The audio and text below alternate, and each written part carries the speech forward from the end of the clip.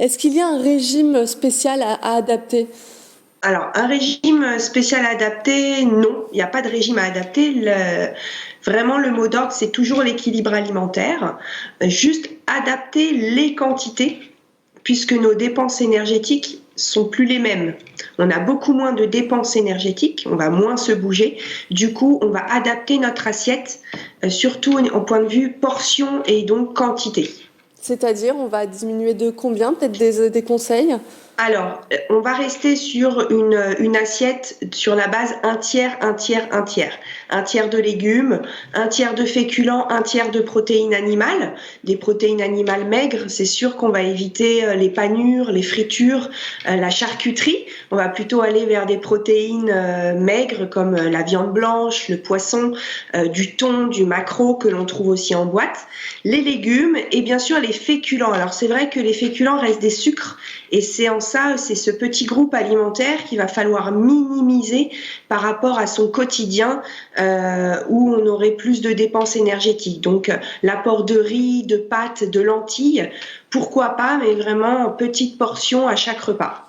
Il faut tout utiliser justement, c'est une situation où on peut utiliser nos placards, nos congélateurs, notre réfrigérateur et donc tout ce qui est surgelé, non cuisiné par contre, acheter plutôt des protéines ou des végétaux bruts, en fait, non cuisinés. Les conserves, donc ce qu'on appelle les produits apertisés que l'on retrouve dans des bocaux ou en conserve, sont à utiliser à partir du moment où c'est également non cuisiné. Donc des petits pois carottes, des cœurs de palmier, des cœurs d'artichaut, des haricots verts, des haricots beurre, des flageolets, des pois chiches. Donc toutes ces sources-là, à partir du moment où c'est acheté brut et non cuisiné, sont les bienvenues dans nos paniers, dans nos placards et dans nos réfrigérateurs, bien sûr, de telle manière à avoir toujours cet apport de légumes secs ou bien sûr de végétaux et pourquoi pas de protéines animales, puisqu'on retrouve beaucoup de poissons, de bons poissons gras comme le thon, le maquereau, les sardines, le hareng en conserve. Et si, par cette période de confinement, où le moral peut baisser aussi parfois, est-ce qu'on a le droit de faire un petit écart? Bien sûr.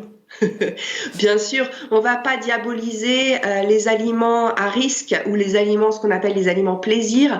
Justement, en plus, on est en famille, mais c'est s'autoriser, s'octroyer, si je peux dire, une fois ou deux par semaine, que ce soit un moment apéritif ou un brunch un matin. On a un peu plus de temps pour certains le week-end.